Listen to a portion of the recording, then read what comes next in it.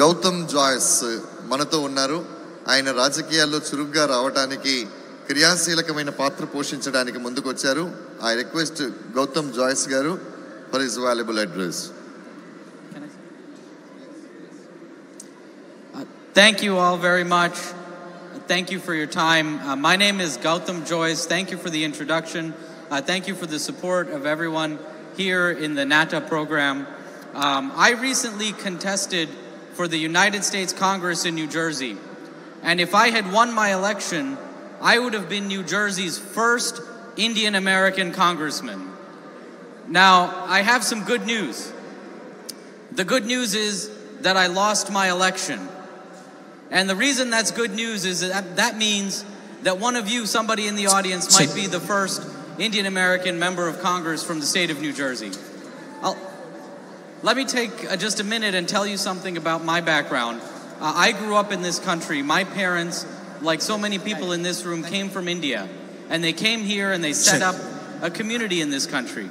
They worked to establish social programs and religious programs and cultural programs, like as happening here in NATA.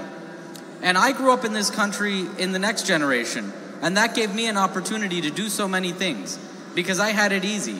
All I had to do was show up and go to school. I went to Georgetown where I studied government. I got a master's degree there, also in public policy. I went to Harvard Law School and I practiced law.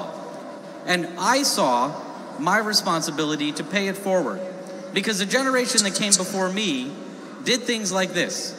They established a community. They put together religious and social and cultural programs. And the work that I do, the involvement that I have in politics and in public policy and in government is a way to pay that forward, is a way to carry forward what I've benefited from. And what I'd like to encourage all of the young people in this room, and really everybody in this room to do, is to think about how you can be involved in politics, in your community, and in government and in public policy here in the United States.